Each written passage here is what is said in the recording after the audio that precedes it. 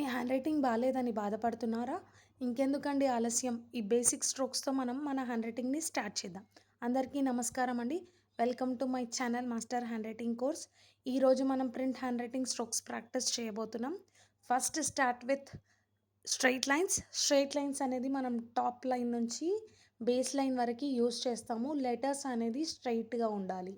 Next వచ్చేసి slanting lines. Slanting lines కూడా same. ఇక్కడ అన్ని స్ట్రోక్స్ కూడా మనము ఫస్ట్ టాప్ లైన్ నుంచి బేస్ లైన్ వరకు యూజ్ చేస్తున్నాము. నెక్స్ట్ వచ్చేసి రివర్స్ స్లాంటింగ్ లైన్. ఈ రివర్స్ స్లాంటింగ్ లైన్ అనేది కూడా ఈక్వల్ సైజ్లో ఉండాలి. ఒక లెటర్ స్ట్రెయిట్గా, ఒక లెటర్ క్రాస్గా, ఒక లెటర్ మరీ స్లాంట్గా అనేది రాయొద్దు. లెటర్స్ అన్నీ ఈక్వల్ సైజ్లో ఉండాలి. సో మనం ఇలా డైలీ ప్రాక్టీస్ చేస్తేనే మన హ్యాండ్ రైటింగ్ ఇంప్రూవ్ చేసుకోగలుగుతామండి. డైలీ ఎంతో సేపు చేయాల్సిన అవసరం కూడా లేదు. డైలీ 5 మినిట్స్ ప్రాక్టీస్ చేస్తే మన హ్యాండ్ రైటింగ్ ఆటోమేటిక్గా ఇంప్రూవ్ అయిపోద్ది. సో అండ్ అలాగే నెక్స్ట్ వచ్చేసి స్లీపింగ్ లైన్. స్లీపింగ్ లైన్ ఎలా రాస్తాము? టాప్ లైన్లో ఒకటి, మిడిల్ లైన్లో ఒకటి, బేస్ లైన్లో ఒకటి, అన్నీ ఒకటే సైజులో ఉండాలి. ఈ స్లీపింగ్ లైన్స్ అనేది కూడా ఒకటి పెద్దగా ఒకటి చిన్నగా అనేది రాయొద్దు.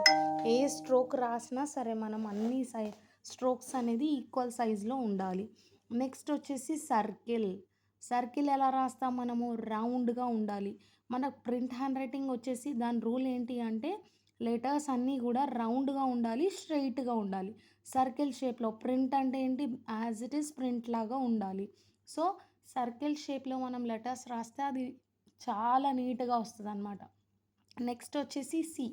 సి కూడా ఎలా రాస్తాము? మనం టాప్ లైన్ నుంచి స్టార్ట్ చేస్తే బేస్ లైన్కి ఎండ్ చేస్తాము. అలాంటప్పుడు ఈక్వల్గా ఉండాలి. టాప్ లైన్లో ఏ లైన్ నుంచి అయితే స్టార్ట్ చేస్తామో బేస్ లైన్లో కూడా అదే లైన్కి ఎగ్జాక్ట్గా స్ట్రైట్కి స్టాప్ చేయాలి. అటు ఇటు అవ్వద్దు. Next same inverted C. ఇప్పుడు ఇన్వర్టెడ్ సి రాస్తున్నాము. ఇన్వర్టెడ్ సి కూడా సేమ్ మనం టాప్ లైన్లో ఎక్కడైతే స్టార్ట్ చేస్తామో దాన్ని బేస్ లైన్లో అక్కడికే స్టాప్ చేయాలి. ఎందుకంటే అటు ఇటు క్రాస్ అవుతే అది రౌండ్గా ఉండదు. దానిది ఫార్మాట్ స్ట్రోక్ అనేది కూడా నీట్గా కనిపించదు. నెక్స్ట్ వచ్చేసి మనకి you. You stroke. You stroke ఎలా రాస్తాము? యాజ్ ఇట్ ఈజ్ ఈక్వల్గా రౌండ్గా ఉండాలి. దాని షేప్ చేంజ్ చేయొద్దు. ఎందుకు అంటే అది నీట్గా కనిపించడానికి. మనం నెక్స్ట్ వచ్చేసి ఇన్వర్టెడ్ యూ రాస్తాం. Reverse you. ఇన్వర్టెడ్ యూ అంటే ఏంటి? రివర్స్ యూ రాస్తాం. సో రివర్స్ యూ కూడా సేమ్ ఈక్వల్గా ఉండాలి అన్ని లెటర్స్ అనేది. ఇలా ఈ ఫార్మాట్లో డైలీ 5 మినిట్స్ ప్రాక్టీస్ చేస్తే ఆటోమేటిక్గా మీ హ్యాండ్ రైటింగ్ అనేది ఇంప్రూవ్ అవుతుంది. సో మీరు మీ హ్యాండ్ రైటింగ్ని ఇంప్రూవ్ చేసుకోవాలనుకుంటే నా ఛానల్ని లైక్ చేయండి, షేర్ చేయండి అండ్ అలాగే సబ్స్క్రైబ్ చేసుకోండి. నేను ఇలాంటి మరిన్ని వీడియోస్ మీకోసం రిలీజ్ చేస్తాను.